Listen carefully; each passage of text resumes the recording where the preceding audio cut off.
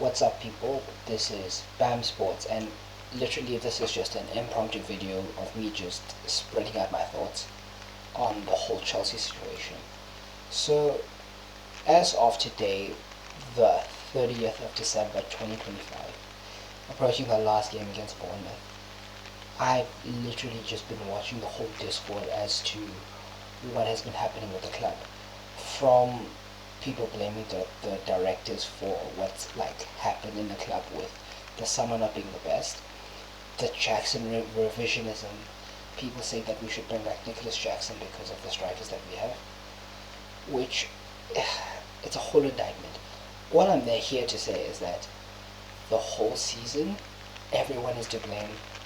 The reason we're fifth, less points than last year, in a worse position, the December that we just had, where we entered December feeling like we were about to challenge for the league, to now where we're completely out of it. We're 10 points behind Villa, who are third.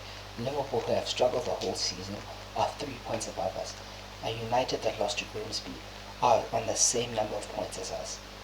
It's terrible. In a season where we weren't only supposed to just challenge, but improve on the top four position that we had from last year, and also go on deep cup runs. Okay, we're in a semi-final of the Carabao Cup, but in the Champions League we haven't performed to our level. We lost to Atalanta, we drew with Karabakh. That is unacceptable. The recruitment in the summer, we were promised that it is going to be better than the usual, but we got the usual. We got the usual special, the usual clear leg special of the youngsters that we constantly get.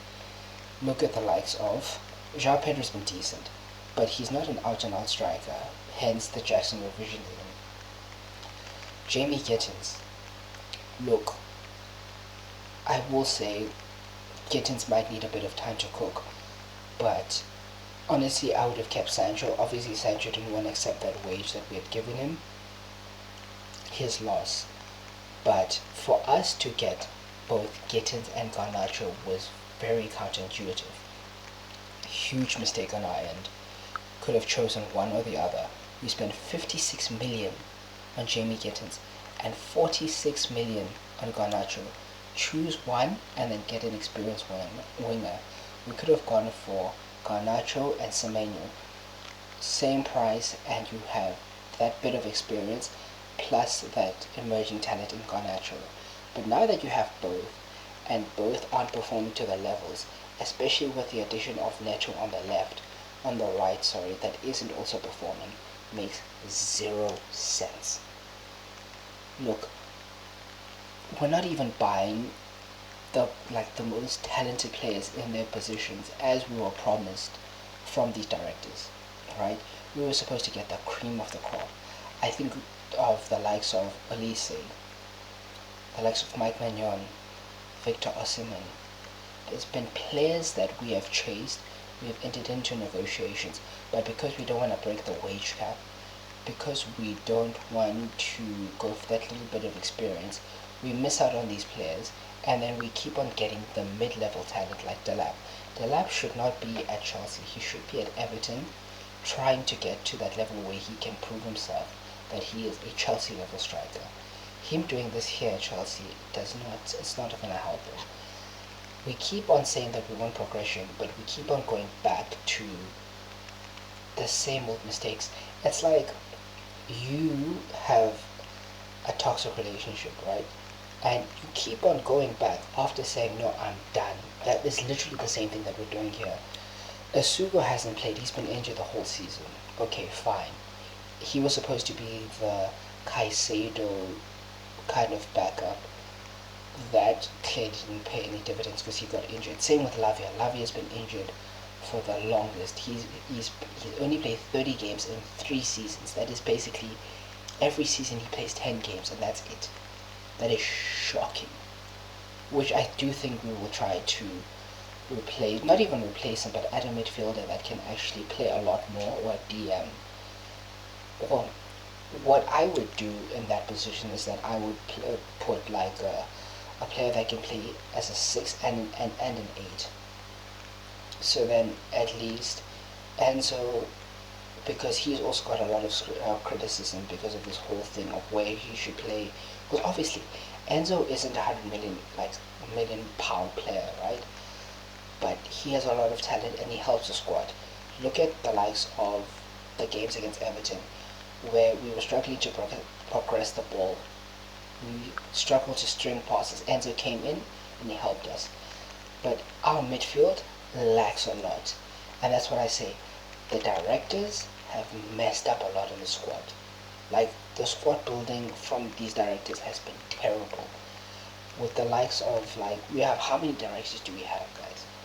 And all of them have put bits and bits in the squad where it should be a whole cohesive thing. But clearly we don't want to do that. And this is the model that we're working with. That's a problem. But like I said, it's a whole thing, right? We've had the likes of Maresca also. He should be also to blame for some of this, because his in-game management does not help us. His patterns of play do not help us. And to the people also saying we should sack Maresca, it won't help with anything. They're just gonna get another coach that is at a level before where Maresca is right now, and we'll be back at square one. I'd rather not do that. I'd rather just keep Maresca, who's also learning on the job, by the way. He's the same as these young players trying to learn on the job. Maresca is doing the same thing, which says a lot about the recruitment in this club.